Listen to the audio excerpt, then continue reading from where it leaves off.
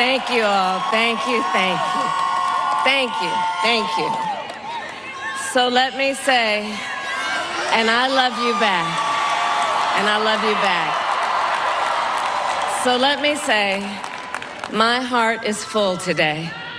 My heart is full today, full of gratitude for the trust you have placed in me, full of love for our country, and full of resolve. The outcome of this election is not what we wanted, not what we fought for, not what we voted for, but hear me when I say, the light of America's promise will always burn bright. As long as we never give up, and as long as we keep fighting.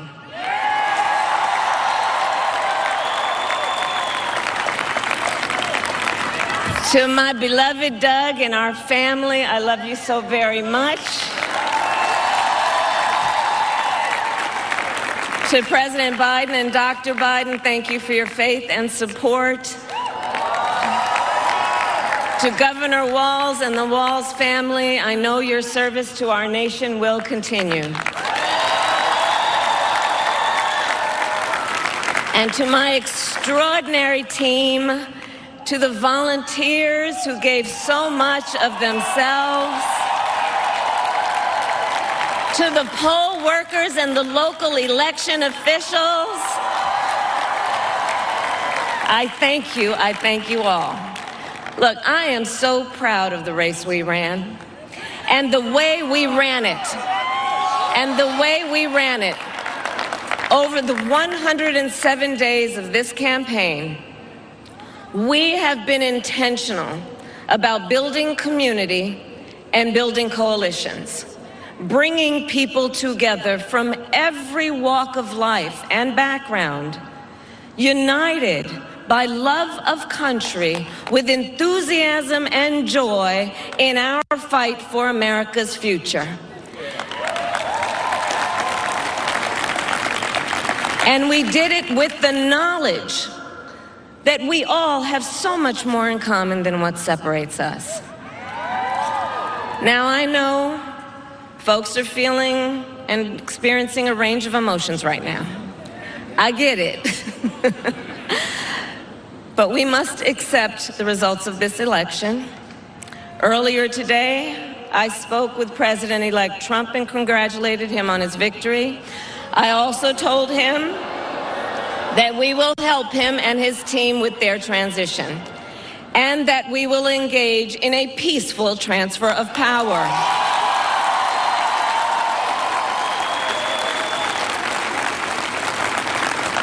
A fundamental principle of American democracy is that when we lose an election, we accept the results.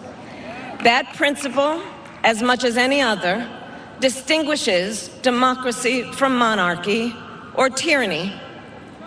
And anyone who seeks the public trust must honor it. At the same time, in our nation, we owe loyalty not to a president or a party, but to the Constitution of the United States.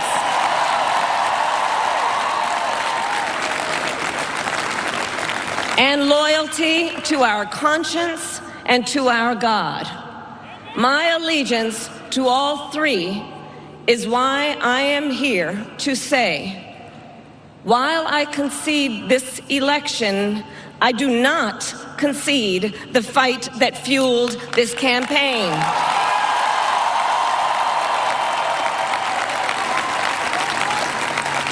The fight for freedom, for opportunity, for fairness, and the dignity of all people. A fight for the ideals at the heart of our nation, the ideals that reflect America at our best. That is a fight I will never give up.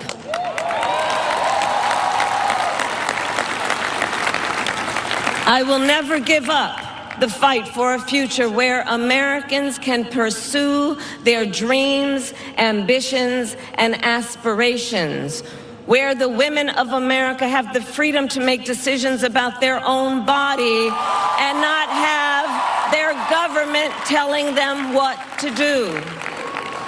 We will never give up the fight to protect our schools and our streets from gun violence. And America, we will never give up the fight for our democracy, for the rule of law, for equal justice, and for the sacred idea that every one of us, no matter who we are or where we start out, has certain fundamental rights and freedoms that must be respected and upheld.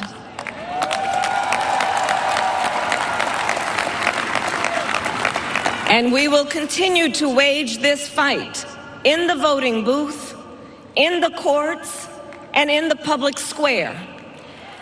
And we will also wage it in quieter ways, in how we live our lives, by treating one another with kindness and respect, by looking in the face of a stranger and seeing a neighbor, by always using our strength to lift people up, to fight for the dignity that all people deserve.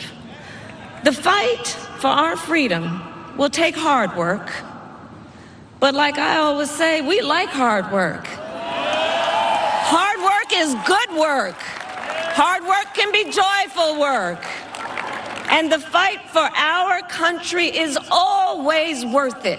It is always worth it.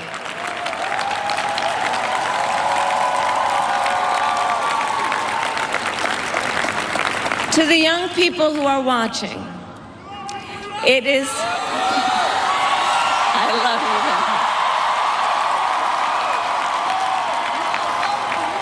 you. To the young people who are watching, it is okay to feel sad and disappointed, but please know it's going to be okay. On the campaign, I would often say, when we fight, we win. But here's the thing. Sometimes the fight takes a while. That doesn't mean we won't win. That doesn't mean we won't win. The important thing is don't ever give up. Don't ever give up. Don't ever stop trying to make the world a better place. You have power. You have power. And don't you ever listen when anyone tells you something is impossible because it has never been done before.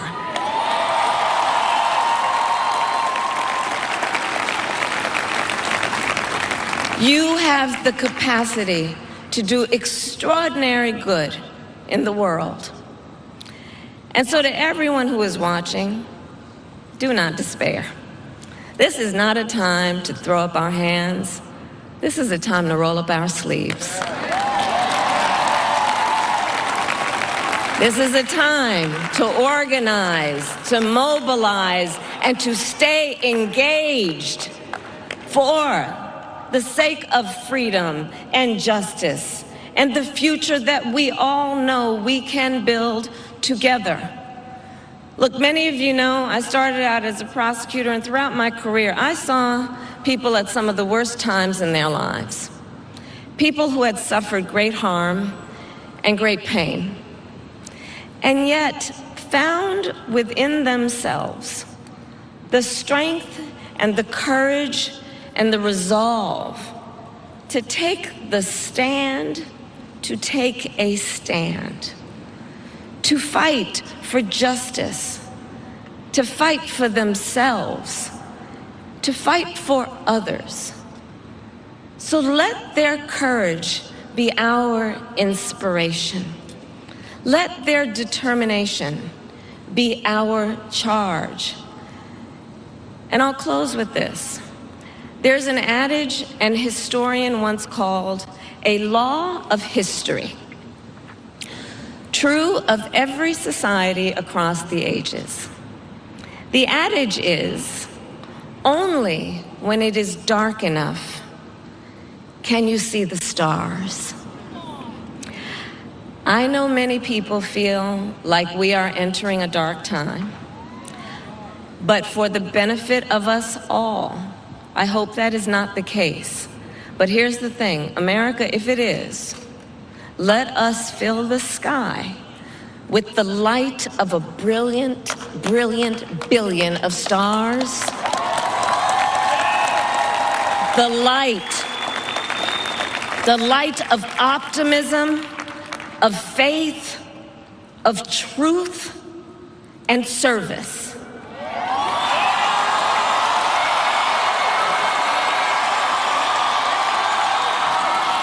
HU. And may that work guide us, even in the face of setbacks, toward the extraordinary promise of the United States of America. I thank you all. May God bless you, and may God bless the United States of America. I thank you all.